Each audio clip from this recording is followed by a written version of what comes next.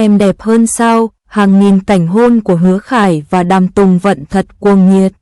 Những điểm nổi bật tiềm ẩn của Heroic Sunshine, Hứa Khải và Đàm Tùng Vận đóng chung trong Em đẹp hơn ánh sao. Bộ phim rất nổi tiếng, không ngờ Hứa Khải tiết lộ rằng anh đã quay hàng nghìn cảnh hôn ngay khi được phát sóng, nó ngay lập tức trở thành xu hướng. Chủ đề cho đến nay vẫn là điểm nóng trong bảng xếp hạng phim truyền hình top 3. Trong cảnh lãng mạn nổi tiếng của vở kịch, Đàm Tùng Vận mặc một chiếc gạc trắng và được công chúa Hứa Khải ôm vào thời điểm đó. Những người qua đường tưởng rằng họ thực sự sắp kết hôn. Điều này cho thấy tia lửa giữa hai người đã nảy lửa đến mức nào. Em đẹp hơn ánh sao kể câu chuyện về Di Sinh, do Đàm Tùng Vận thủ vai, một cô gái đến từ Bắc Kinh có tính cách bướng bỉnh. Cô tốt nghiệp một trường đại học nổi tiếng và mong muốn tạo dựng sự nghiệp cho riêng mình. Sau khi vào làm được 3 năm sau khi tốt nghiệp, cô đã gặp phải nhiều thất bại. Ông kiên quyết từ chức và dấn thân vào hành trình khởi nghiệp. Cô đã gặp rất nhiều khó khăn khi mới bắt đầu. Khi tuyệt vọng, cô đã nhận được sự hỗ trợ đầu tư từ vị chủ tịch trẻ tuổi và đầy triển vọng của Đồng Yang Technology, Hanting, do Hứa Khải thủ vai. Những khó khăn khi khởi nghiệp nhưng cũng phải đối mặt với những khó khăn khi khởi nghiệp. Cô đang đau buồn về sự kết thúc của mối tình đầu kéo dài 7 năm. Cô và Hanting cũng dần trở thành đối tác gắn kết tinh thần từ mối quan hệ hợp tác kinh doanh mà cả hai đều là một người cố vấn và một người bạn. Đánh giá Em đẹp hơn ánh sao. 01. Hứa Khải đóng vai trùm 2 lần trong năm nay và nhận được đánh giá tốt. Năm 2018, Hứa Khải trở nên nổi tiếng với vai diễn đầy tình cảm Phu Cha Phu Heng trong Diễn Hy Cung Truyện. Bộ phim đang ở đỉnh cao khi ra mắt. Dù danh tiếng của các tác phẩm của anh trong 6 năm sau đó chỉ ở mức tầm thường nhưng anh vẫn tiếp tục. Những năm gần đây, anh gần như liên tục tham gia đóng phim nhưng bất ngờ nổi tiếng trong năm nay với nhân vật Chùm Chùm. Từng là người mẫu, anh có chiều cao ấn tượng 187cm và được khán giả mệnh danh là người đàn ông sinh ra để mặc vest. Trong vở kịch Công chúa ôm Đàm Tùng Vận, thậm chí anh còn thể hiện sức mạnh bùng nổ của bạn trai. Tuy nhiên, Hứa Khải vừa hoàn thành vai Boss 3 trong Chuyện của Chen Huân vào tháng 4 năm nay. Lần này, anh lại đóng vai Boss 3 trong bộ phim truyền hình mới Em đẹp hơn ánh sao. Ban đầu lo lắng rằng anh ấy sẽ đóng 2 vai giống nhau, nhưng màn trình diễn của anh ấy lại tuyệt vời đến không ngờ. Yao Cha-minh trong Chen Huan Ji là một giám đốc điều hành được thuê.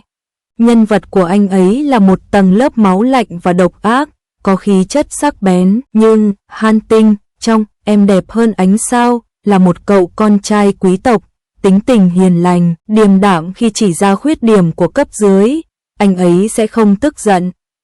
Nguyền rủa. Sau khi xem 2 bộ phim, khán giả có cảm giác Từ Khải thực sự đóng 2 vai hoàn toàn khác nhau. Anh không đóng vai ông chủ ba một cách khoa trương. Họ đánh giá cao bước nhảy vọt của anh trong diễn xuất. Review. Em đẹp hơn ánh sao. Review 02. Đàm Tùng Vận mặc gạc trắng được công chúa Từ Khải ôm, phát ra tia lửa CP siêu mạnh. Đàm Tùng Vận tuy không phải là một mỹ nhân quá nổi nhưng gương mặt trẻ con và đôi mắt to thông minh không hề lộ tuổi tác vẫn có lợi thế về ngoại hình. Sau lần đầu nổi tiếng với In the Name of Family, cô nàng đã 2 năm trở lại đây. Đã đóng vai chính trong The Road Back và Jing Xin Xin Si Z. Một lần nữa đạt được rating tốt, tuy không phải là phim đình đám nhưng lại có danh tiếng tốt và kỹ năng diễn xuất của cô cũng được cư dân mạng đánh giá cao. Kỹ năng diễn xuất của Đàm Tùng Vận lần này vẫn tốt hơn bao giờ hết. Ngay từ đầu, Em đẹp hơn ánh sao, cô vào vai một người mới đến nơi làm việc và khắc họa một cách sống động sự ngu ngốc, thiếu hiểu biết và động lực của một người vừa rời bỏ công việc. Xã hội. Đàm Tùng Vận, người có khuôn mặt trẻ thơ, rất thuyết phục khi là người mới bước vào xã hội. Cô cũng xứng đáng với danh hiệu thể chất đa năng CP của mình. Lần này cô và Hứa Khải cũng gây ấn tượng về CP trên màn ảnh. Hai người rất xứng đôi về ngoại hình, những cảnh tình cảm mơ hồ của họ rất lung linh, thu hút. Nhiều người hâm mộ lấy CP không thể dừng lại. Trước đó, khi Đàm Tùng Vận mặc gạc trắng và được công chúa Từ Khải cõng chạy loạn xạ trên đường, người qua đường tưởng rằng thực ra họ đang chụp ảnh cưới. Review, em đẹp hơn sao?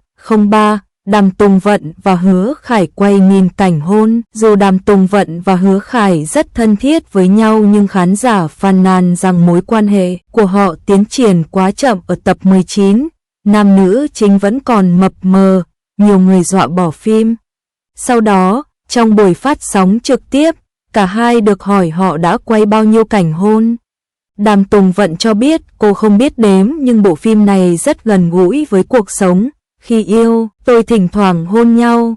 Hứa Khải mỉm cười tiết lộ, rất nhiều, hàng nghìn lần. Hai người không chỉ hôn nhau đến thở hổn hển mà địa điểm còn trải dài từ giường ngủ, văn phòng đến khu cắm trại. Sau đó, vào ngày sinh nhật của Đàm Tùng Vận trong vở kịch, Hứa Khải đã hứa sẽ tổ chức cho cô một ngày sinh nhật để cô có thể làm bất cứ điều gì mình muốn và sẽ cùng cô làm bất cứ điều gì cô muốn. Từ Khải kéo tay áo nhỏ giọng nói, ta nguyện ý nhận thất bại. Không ngờ giây tiếp theo, cảnh tượng thay đổi, Từ Khải ôm cô trên giường không chỉ hôn nhau say đắm, Đàm Tùng Vận còn không ngừng chạm vào lưng, ra khỏi cổ Hứa Khải rồi cởi cúc áo anh. Đúng vậy, cảnh ân ái giữa hai người thật cuồng nhiệt và đẹp đẽ. Sau khi cả hai yêu nhau ngọt ngào trong phim, họ hôn nhau không ngừng nghỉ từ văn phòng, lối vào thang máy, nhà bếp cho đến bồn tắm, khiến fan của bộ phim vô cùng thích thú. Đánh giá, em đẹp hơn sao?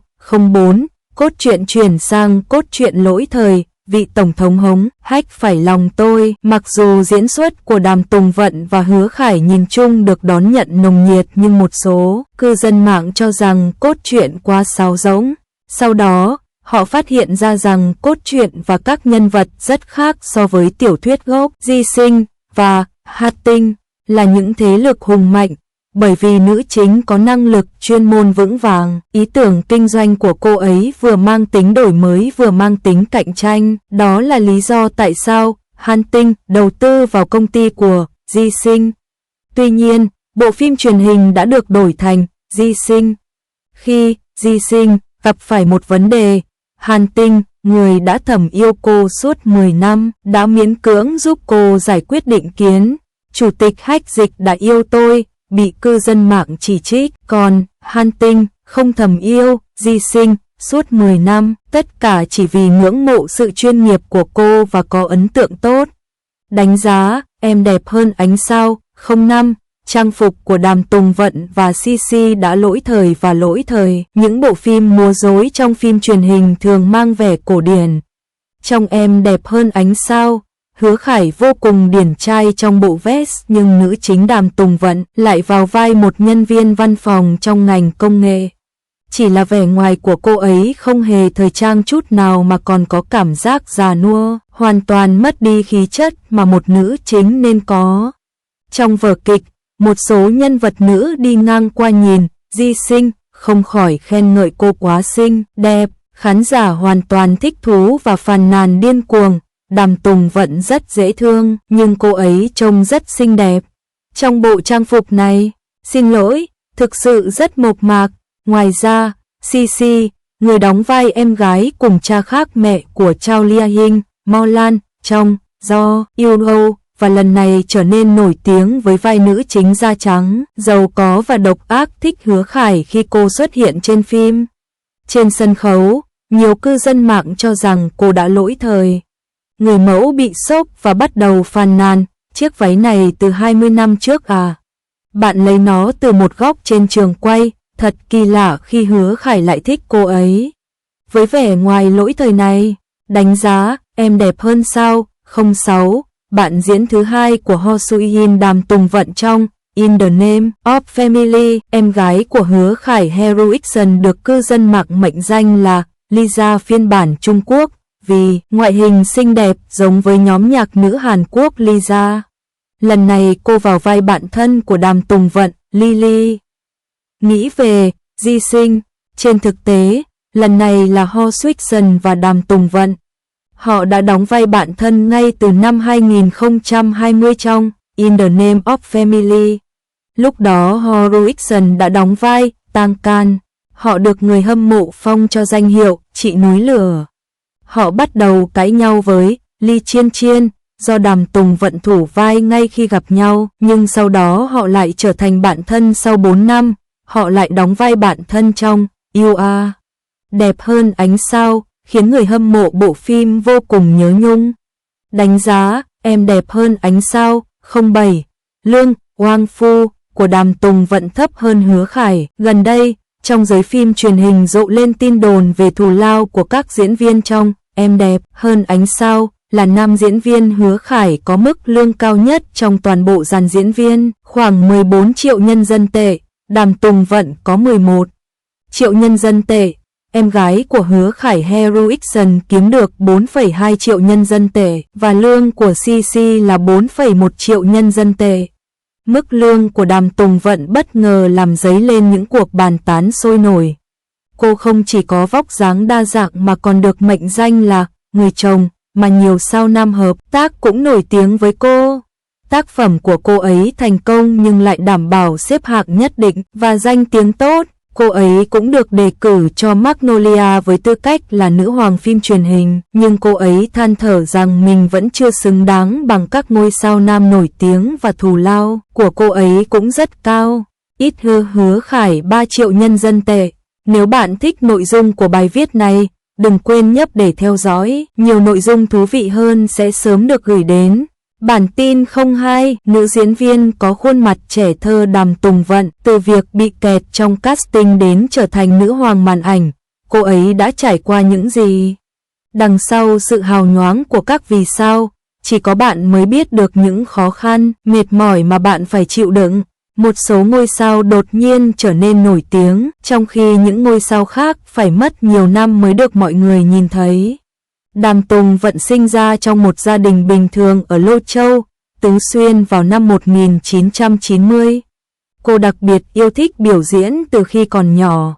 Khi cô 11 tuổi, cha mẹ cô đã gửi cô đến trường múa Tứ Xuyên vì cô thích khiêu vũ.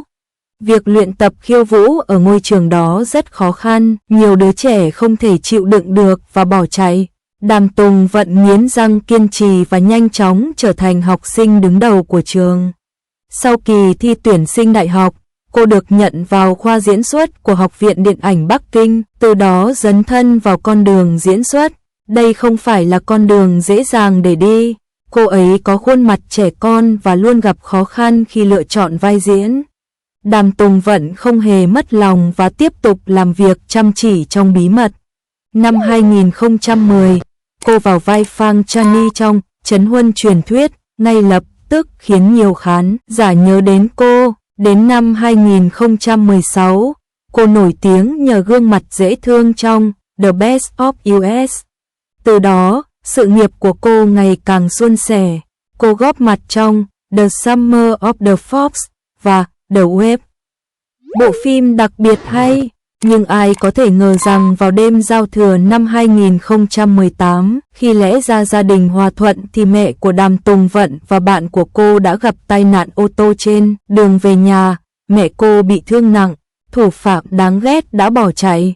Đàm Tùng Vận vừa nghe tin, cô đã vội vã trở về quê hương và ở bên giường bệnh của mẹ, hy vọng một phép màu sẽ xảy ra. Thật không may, cuối cùng mẹ cô cũng đã ra đi.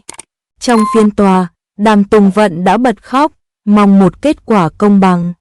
Ai biết hung thủ và gia đình hắn không hề có chút hối lỗi, còn nói rằng Đàm Tùng Vận đang giật gân. Điều này thật quá đáng phẫn nộ.